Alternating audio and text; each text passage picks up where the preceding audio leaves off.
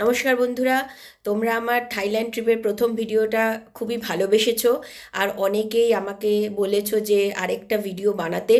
তো সেই কারণে আজ আমি এই সেকেন্ড ভিডিওটা বানাচ্ছি।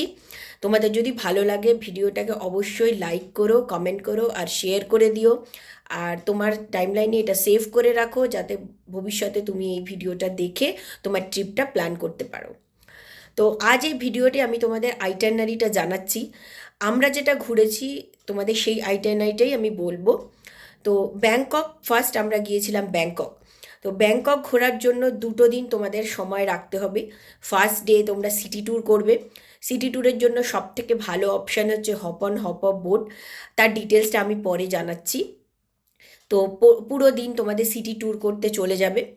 আর সেকেন্ড ডেতে তোমরা যদি ফ্লোটিং মার্কেটে যেতে চাও, আর আরও একটা মার্কেট আছে যেটা ওদের রেলওয়ে ট্র্যাকের ওপর বসে। সেটা যখন ট্রেন আসে তখন ওই মার্কেটটা উঠে যায়, আবার যখন ট্রেন চলে যায় তখন ওরা ওই মার্কেটটা আবার ওই রেলওয়ে ট্র্যাকের একদম পাশ ঘেঁষে বসে। তো তারও একটা ভিডিও আমি করেছি, সেটা এখনও শেয়ার করিনি। সেটা শেয়ার করলে তোমরা দেখে নিও ভিডিওটা। তো এইটা করতে তোমাদের 2 দিন চলে যাবে। ব্যাংককে 2 দিন এনাফ, আরও বেশি তোমরা চাইলে থাকতে পারো, বাট 2 দিন শুড বি এনাফ।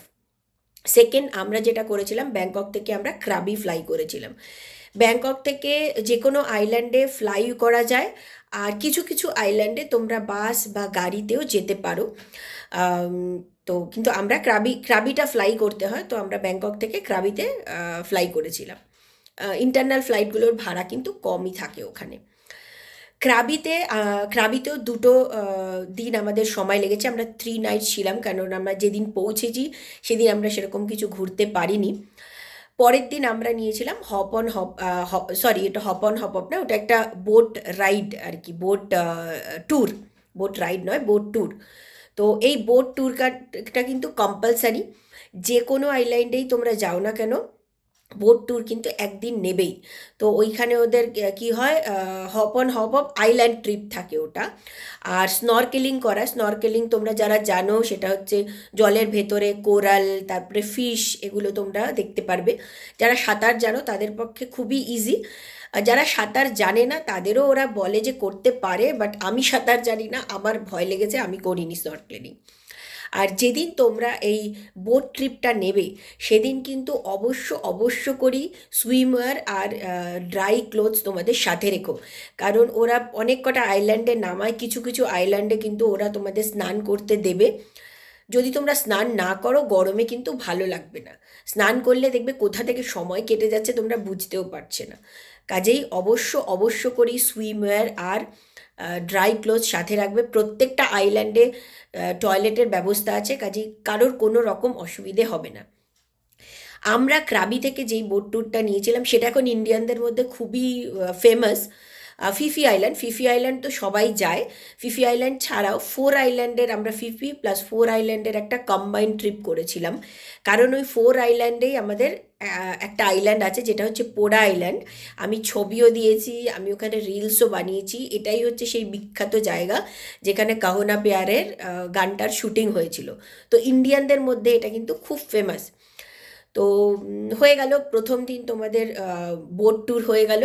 সেকেন্ড দিন তোমরা রাখবে সিটি ট্যুরের জন্য জঙ্গল ট্যুর, যেটা ওটা মোটামুটি হাফ ডে ট্রিপ থাকে। ওখানেই আমি যে পুলগুলোর ছবি দিয়েছি, এমারেল্ড পুল, ব্লু পুল, এগুলো সব কিন্তু ওই সিটি ট্যুরের মধ্যে পড়ে। তাছাড়াও আরও একটা স্প্রিং আছে, হট স্প্রিং আছে, যেটার ছবি বা ভিডিও আমি এখনও দেইনি।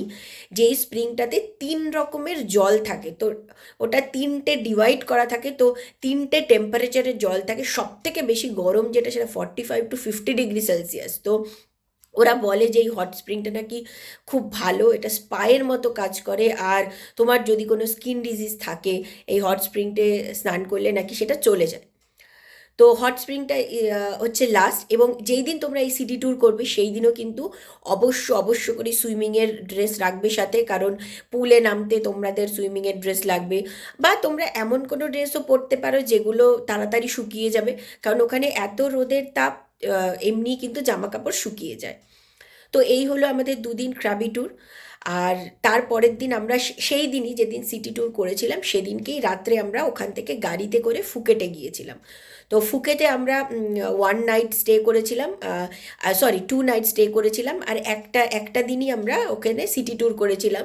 যেই বাঘের সাথে যে আমাদের ফটোটা আছে, আমার ফটোটা দেখেছো, সেটা কিন্তু ওই ফুকেতেই তোলা।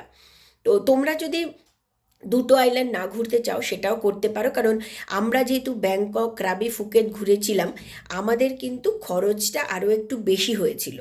তো সেই কারণেই তোমাদের যদি বাজেটে একটু ট্যুর করতে হয়, আমি বলবো দুটো আইল্যান্ড ঘুরো না, যে কোনো একটা আইল্যান্ড আর ব্যাংককে যাও। আর তোমরা যদি ব্যাংকক নাও যেতে চাও, তাহলে তোমরা যে কোনো দুটো আইল্যান্ডেও ট্রিপ করতে পারো। তো আজ এই পর্যন্তই থাক। ডিটেলসে তোমাদের খরচ নিয়ে আরও একটা ভিডিও আমি পোস্ট করব, সেটাতে তোমাদেরকে কিছু কিছু টিপস কী করে তোমরা বাজেট ট্রিপ করতে পারো, আর খরচের ডিটেলস কোন ট্রিপে কতটা অ্যামাউন্ট পয়সা আমাদের লেগেছে সেই নিয়ে আরেকটা ভিডিও বানাবো। আজ তাহলে আসি, টাটা।